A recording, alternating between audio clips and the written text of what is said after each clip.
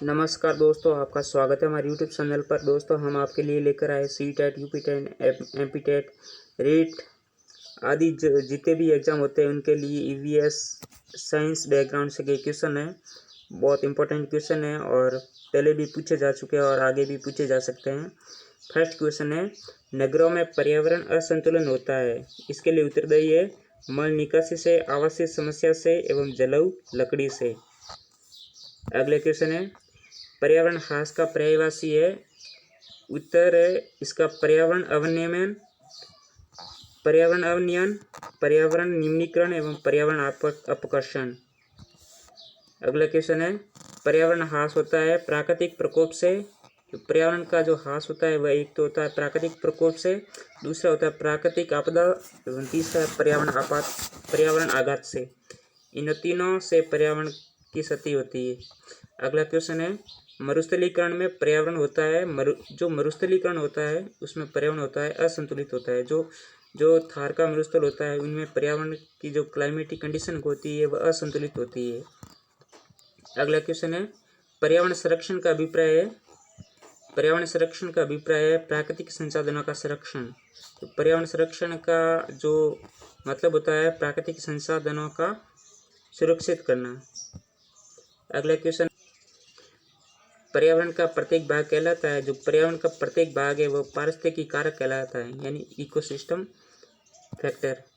अगला क्वेश्चन है, पारिस्थितिकी तंत्र किससे मिलकर बनता है। जो पारिस्थितिकी तंत्र है वह जीवी समुदाय और उसके निर्जीव घटक से ये पारिस्थितिकी तंत्र बनता है। अगला क्वेश्चन है, पारिस्थितिकी विज्ञान केंद्र कहाँ स्थित है। जो पारिस्थितिकी विज्ञान केंद्र है वह पुणे के अंदर स्थित है। अगला क्वेश्चन है, डार्विन का उद्ध विकास का सिद्धांत आधारित है। डार्विन का जो उद्ध विकास का सिद्धांत है वह उत्परिवर्तन से संबंधित है। किससे? उत्परिवर्तन से संबंधित। अगला क्वेश्चन है, पारिस्थितिकी कम शब्द को परिभाषित करने वाले पर्यावरणविद थे। ये थे हेकल, अर्नेस्ट हेकल। इन्होंने पारिस्थितिकी कम शब्द को ये परिभाषित किया था। अगला क्वेश्चन है, भारत में वनस्पति एवं जंतुओं की सर्वाधिक विविधता कहाँ पाई जाती है। जो भारत में जो वनस्पति एवं जैव जंतुओं की जो सर्वाधिक जैव विविधता है वह पश्चिमी घाट के अंदर पाई जाती है, जो भारत के पूर्व में स्थित म्यांमार की सीमा से लगे हुए पश्चिमी घाट पहाड़ी इलाकों में। अगला क्वेश्चन है, आवास के जैविक घटक कौन से है। जो आवास के जैविक घटक होते हैं वह होते हैं समस्त जीव। जितने भी जो जीव है क्लाइमेट के अंदर आवास में रहने वाले वह सभी जैविक घटक कहलाते हैं। अगला क्वेश्चन है, बगुला एवं भैंसों का अन्योन्याश्रय संबंध कहलाता है। जो बगुला एवं भैंसों का अन्योन्याश्रय संबंध है वह सहभागिता कहलाता है, सहभागिता। अगला क्वेश्चन है, किसी भी आवास में सफल जीवन यापन हेतु उपयुक्त लक्षण है। किसी भी आवास में सफल जीवन यापन हेतु उपयुक्त लक्षण है अनुकूलन, यानी वहाँ की क्लाइमेटिक कंडीशन उसके अनुकूल हो जाती है तो उसमें सफल जीवन यापन किया जा सकता है।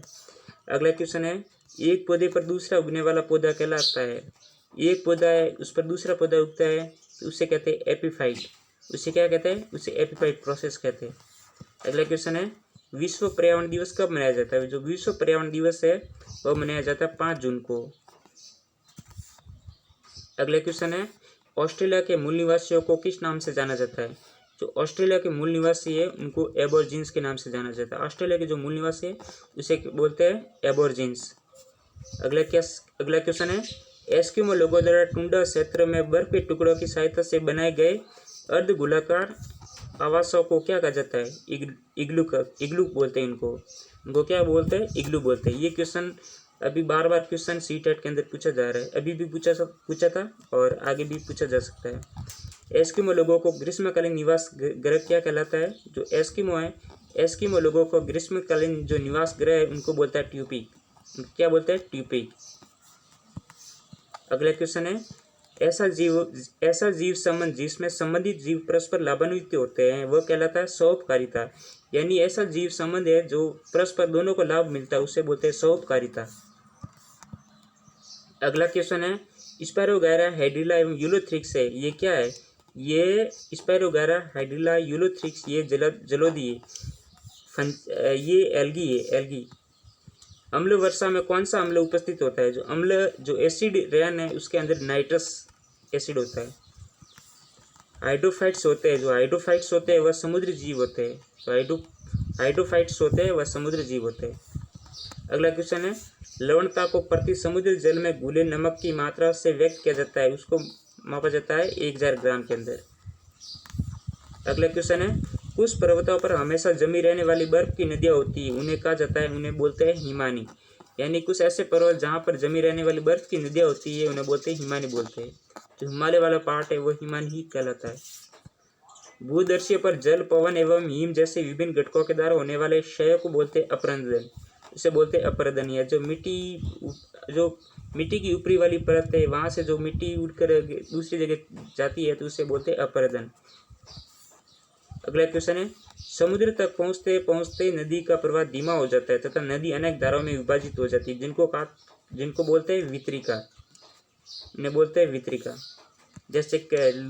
जैसे राजस्थान की एक फेमस नदी है लूनी आगे जाके कच्छ के रण में मिलती है, तो वह अनेक भागों में धाराओं में विभाजित हो जाती है।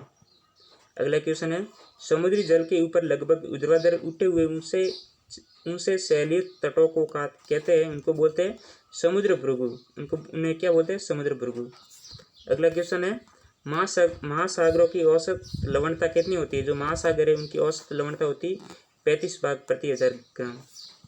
अगला क्वेश्चन है, विश्व जल दिवस कब मनाया जाता है? जो विश्व जल दिवस है वह मनाया जाता है 22 मार्च को, और पर्यावरण दिवस मनाया जाता है 5 जून को, और पृथ्वी दिवस मनाया जाता है 22 अप्रैल को। पूर्णिमा एवं अमावस्या के दिनों में सूर्य, चंद्रमा एवं पृथ्वी तीनों एक सीध में होते हैं। इस समय सबसे ऊंचे ज्वार उठते हैं। इस ज्वार को क्या बोलते हैं? इन्हें बोलते हैं व्रत ज्वार। इन्हें बोलते हैं व्रत ज्वार। अगला क्वेश्चन है, समुद्री जल के ऊपर लगभग ऊर्ध्वाधर उठे हुए उसे सैलीय तटों को बोलते हैं, उन्हें बोलते हैं समुद्र भृगु। ये क्वेश्चन आ रखा है। अगला क्वेश्चन है, महासागरों की औसत लवणता कितनी होती है? वह 35 भाग प्रति 1000 ग्राम। विश्व जल दिवस 22 मार्च को मनाया जाता है। अगला क्वेश्चन है, पूर्णिमा एवं अमावस्या के दिनों में सूर्य, चंद्रमा एवं पृथ्वी तीनों एक सीध में होते हैं। इस समय सबसे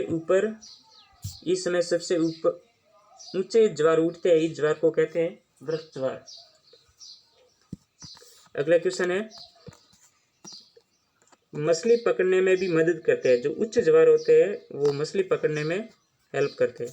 अगला क्वेश्चन है, भार के अनुपात में जल में हाइड्रोजन व ऑक्सीजन का अनुपात कितना होता है?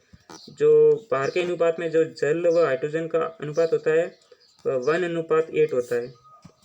अगला क्वेश्चन है, शुद्ध जल का पीएच मान कितना होता है? जो शुद्ध जल है उसका पीएच मान होता है 7। जो पीएच मापक्रम है 0 से 7 और 7 से 14 तक, यानी ये वाला 7 से 14 तक ये हो जाएगा बेस, और 0 से 7 ये हो जाएगा एसिड, और जो 7 है 7 न्यूट्रल हो जाएगी। इस पर जल का भी पीएच होता है, NaCl का भी पीएच 7 ही होता है। अगला क्वेश्चन है, पानी का घनत्व किस तापमान पर अधिकतम होता है? जो पानी का घनत्व है वो 4 डिग्री सेल्सियस पर अधिकतम होता है।